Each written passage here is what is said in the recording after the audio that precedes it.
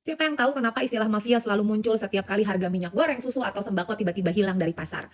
Banyak yang mengira ini tuh sebagai strategi marketing, bahasa hiperbola dari berita atau netizen yang lagi marah. Tapi faktanya istilah ini tuh sebenarnya lahir dari sejarah yang nyata tentang bagaimana sebuah kelompok kriminal pindah dari gang gelap masuk ke meja makan kita. Dan ini tuh sebenarnya berawal dari guru besar para mafia Al Capone. Di tahun 1930-an saat bisnis ilegal mulai terhimpit nih, Capone menyadari satu hal.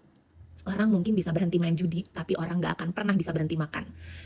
Capone kan bukan cuma bos miras, dia adalah brand manager paling jenius di zamannya. Data sejarah mencatat nih, di tengah krisis ekonomi, Capone tuh malah membuka dapur umum pertama di Chicago.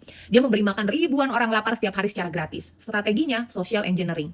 Jika rakyat mencintaimu, polisi akan takut menyentuhmu dan akan melindungimu. Dia menggunakan amal sebagai perisai manusia. Dia gunakan the power of alpha, bukan hanya menguasai jalanan, tapi juga menguasai hati orang-orang miskin.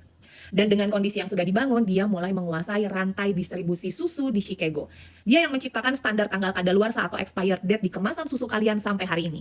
Bukan karena demi kesehatan ya, tapi buat mematikan kompetitor kecil yang waktu itu nggak punya teknologi yang seperti dia. Inilah pertama kalinya dunia melihat bahwa kebutuhan pokok dijadikan senjata untuk memonopoli kekuasaan. Lalu, kenapa dari dulu sampai sekarang mafia sembako atau mafia minyak atau mafia apapun itu sulit diberantas? Ada satu hal, alasan paling masuk akal yang mungkin jarang kita sadari. Mereka tuh bukan musuh sistem, mereka adalah oli bagi sistem. Begini cara mainnya, mafia di level ini tidak bekerja dengan senjata api. Mereka bekerja dengan kelangkaan yang terencana. Mereka punya gudang untuk menahan stok, dan mereka punya modal untuk mengatur kapan harga harus naik. Kenapa sulit ditangkap? Karena di hierarki tertinggi, garis antara pengusaha besar dan mafia itu sangat abu-abu. Mereka tuh seringkali punya hubungan yang terlalu erat dengan para pengambil kebijakan. Jadi saat mereka ditindak, sistem ekonomi bisa ikut goyang. Akhirnya, ya hukum seringkali cuma bisa menyentuh kaki tangannya aja. Tapi kepalanya tetap aman di balik setelan jas mewah.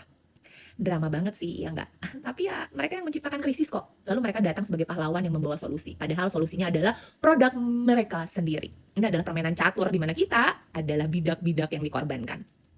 Memahami sejarah dari sudut pandang berbeda bukan kesalahan, sebab kebenaran seringkali bersembunyi di balik sejarah yang sengaja dilupakan. La Naradora pamit, yo solo cuento la historia. Bye-bye.